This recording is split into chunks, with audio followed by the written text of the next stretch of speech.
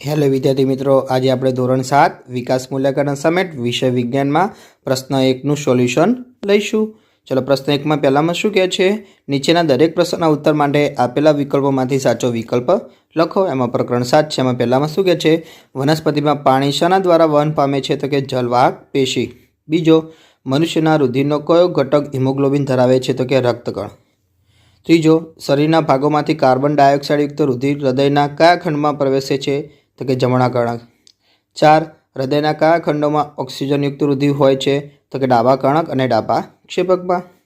5, રુધિરના ગાળણની પ્રક્રિયા કયા અવયવમાં થાય છે? તો કે મૂત્રપિંડ. 6, કયા પ્રાણીઓમાં પરિવહન તંત્રનો અભાવ છે? તો કે વાદળી અને જળવ્યય. 7, પુખ્ત વયની વ્યક્તિ એક દિવસમાં આશરે કેટલા મૂત્રનો ત્યાગ કરે છે? તો કે 1 થી 1.8 લીટર.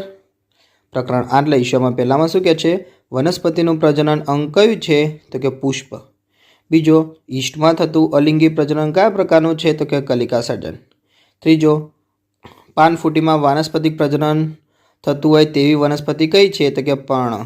ચોથો, મૂળ દ્વારા વાનસ્પતિક પ્રજનન થતું હોય તેવી વનસ્પતિ કઈ છે? તો કે શક્કરિયું. 5, નીચેના પૈકી કયો સ્ત્રીકેશનો ભાગ નથી? તો કે પરાગાશય. 6, વનસ્પતિમાં ફલન બાદ અંડાશયનો વિકાસ થઈ શું બને છે? તો કે ફળ. 7, કઈ વનસ્પતિના બીજનો ફેલાવો પ્રાણીઓ દ્વારા થાય છે? તો કે ગાડરિયું. પ્રકરણ 9 લઈશું. એમાં પહેલા પ્રશ્નમાં શું કહે છે?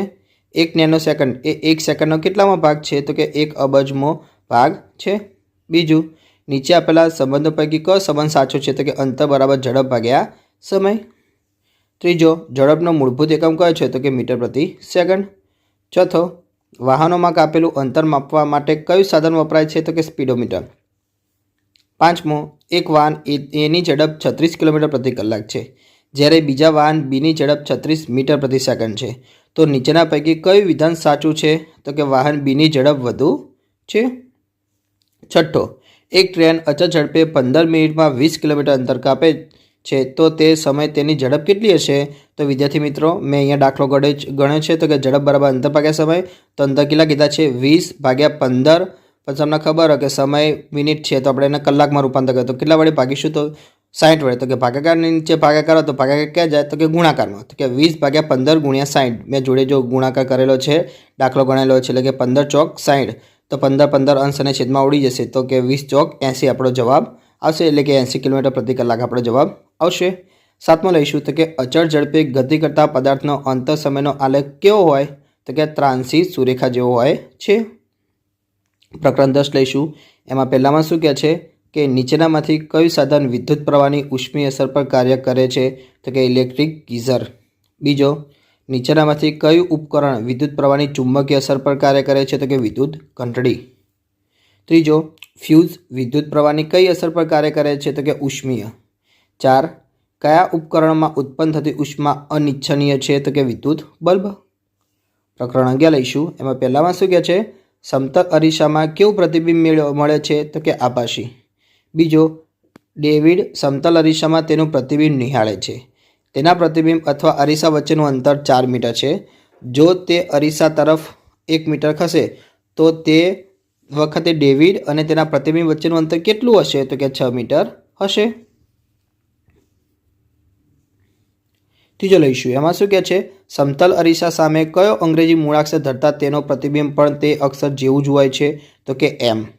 ચોથો, અંતર્ગોળ અરીસામાં ઘણે દૂર મૂકેલી વસ્તુ કેવું પ્રતિબિંબ મળે છે? તો કે વાસ્તવિક અને નાનું. 5મું લઈશું. તો કે અંતર્ગોળ અરીસા વડે કયા પ્રકારનું પ્રતિબિંબ મેળવી શકાતું નથી? તો કે આભાસી અને નાનું. છઠ્ઠો, શાના વડે વસ્તુનું વાસ્તવિક પ્રતિબિંબ મેળવી શકાય છે? તો કે બહિર્ગોળ લેન્સ. 7મું, શાના વડે વસ્તુનું હંમેશા આભાસી અને નાનું પ્રતિબિંબ જ મળે છે? તો કે બહિર્ગોળ અરીસો. પ્રકરણ 12 લઈશું. એમાં શું કહે છે? કયા વૃક્ષને જંગલી વૃક્ષ કહે છે? તો કે આપેલ તમામ.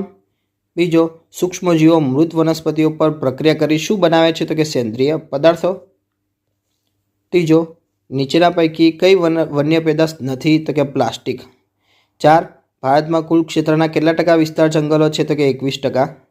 પ્રકરણ 13 લઈશું. એમાં પહેલામાં શું કહે છે? ગટરના પાણીમાં કઈ અશુદ્ધિઓનો સમાવેશ થાય છે? તો કે આપેલ તમામ. બીજો, ગટરના પાણીમાં કઈ અશુદ્ધિ કાર્બનિક અશુદ્ધિ નથી? તો કે રાસાયણિક ખાતર. ત્રીજો, પાણીને જંતુરહિત બનાવવા માટે તેમાં કયો વાયુ પસાર કરવામાં આવે છે? તો કે ક્લોરીન. 4, એરેટર દ્વારા શું કરવામાં આવે છે? તો કે હવા ઉમેરવામાં આવે છે. 5, પાણીમાં ક્લોરીન વાયુ પસાર કરી જંતુનાશક બનાવવું એ કયા પ્રકારની પ્રક્રિયા છે? તો કે રાસાયણિક. 6, WWTP દ્વારા મેળવેલ સ્વચ્છ પાણીમાં જારક બેક્ટેરિયા દ્વારા અશુદ્ધિઓનું વિઘટન કરવામાં આવે છે. તેને કઈ પ્રક્રિયા કહે છે? તો કે જૈવિક પ્રક્રિયા કહે છે. 7, ઓઝોન વિશેના નીચેના વિધાનોમાંથી કયું વિધાન સાચું છે? તો કે તે પારજાંબલી કિરણોનું શોષણ કરે છે. હવે વિદ્યાર્થી મિત્રો, આપણે પ્રશ્ન પહેલાનો બ લઈશું. એમાં શું કહે છે? વ્યાખ્યા આપો. એમાં પ્રકરણ 7 થી 9. ચલો, પહેલી કઈ છે? પેશી. તો કે સજીવોમાં કોષોના સમૂહ ચોક્કસ પ્રકારના કાર્યો કરવા માટે એકઠા થાય છે, તેને પેશી કહે છે. બીજો, ઉત્સર્જન. કોષો દ્વારા ઉત્પન્ન થતા નકામા અને હાનિકારક પદાર્થોને શરીરમાંથી બહાર નિકાલ કરવાની ક્રિયાને ઉત્સર્જન કહે છે. ત્રીજી વ્યાખ્યા છે પ્રજનન. પ્રજનન એટલે કે પિતૃમાંથી નવા સજીવો ઉત્પન્ન થવાની ક્રિયાને પ્રજનન કહે છે. 4, ફલન. તો કે નર અને માદાજન્યુનું સંયુગ્મન થવાની ક્રિયાને ફલન કહે છે. 5, પરાગનયન. તો કે પુષ્પના પરાગાશયમાંથી પરાગરજનું પરાગાસન તરફના વહનને પરાગનયન કહે છે. 6, ફલિતાંડ. તો કે નરજન્યુ અને માદાજન્યુના સંયુગ્મનથી રચાતા કોષને ફલિતાંડ કહે છે. 7, નિયમિત ગતિ. તો કે જે પદાર્થ એક સરખા સમયગાળામાં એક સરખું અંતર કાપે છે તેને નિયમિત ગતિ કહે છે. 8, સાદુલોલક. તો કે દઢ આધાર પરથી દોરી વડે ધાતુના નાના ગોળાને લટકાવવાથી બનતી રચનાને સાદુલોલક કહે છે. 9, લોલકનો આવર્તકાળ. તો કે લોલકને એક દોલન પૂર્ણ કરવા લાગતા સમયને તેનો આવર્તકાળ કહે છે. 10, ઝડપ. તો કે પદાર્થે એકમ સમયગાળામાં કાપેલા અંતરને તે પદાર્થની ઝડપ કહે છે. પ્રકરણ 10 થી 13 લઈશું. પહેલી કઈ વ્યાખ્યા છે? તો કે ખુલ્લો પરિપથ. તો કે જ્યારે વિદ્યુત કળ ખુલ્લી એટલે કે ઓફ અવસ્થામાં હોય ત્યારે પરિપથ પૂર્ણ થતો નથી, તેને ખુલ્લો પરિપથ કહે છે. બીજી, આભાસી પ્રતિબિંબ. તો કે જે પ્રતિબિંબને પડદા પર મેળવી શકાતું નથી તેને આભાસી પ્રતિબિંબ કહે છે. ત્રીજો, પ્રકાશનું પરાવર્તન. તો કે લીસી અને ચળકતી સપાટી ધરાવતા પદાર્થ વડે પ્રકાશની દિશા બદલાઈ જવાની ઘટનાને પ્રકાશનું પરાવર્તન કહે છે. ચોથી, વાનસ્પતિક સમૂહ. તો કે વનસ્પતિના વિવિધ પ્રકારના મુગટ તથા કદના હોય છે. જંગલમાં મુગટથી રચાતી જુદી જુદી આડી હરોળને જોવા મળે છે, જેને વાનસ્પતિક સમૂહો કહે છે. 5મી, વિઘટકો. તો કે જમીનમાં રહેતા કેટલાક સૂક્ષ્મજીવો જટિલ કાર્બનિક દ્રવ્યનું સરળ સ્વરૂપમાં રૂપાંતર કરે છે, તેને વિઘટકો કહે છે. સુએજ. તો કે ઘર દ્વારા મુક્ત થતા ગંદા પાણીને સુએજ કહે છે. વિદ્યાર્થી મિત્રો, તમને મારો વિડીયો ગમ્યો હોય તો ચેનલને લાઇક, ચેનલને સબસ્ક્રાઈબ કરવાનું ભૂલતા નહીં.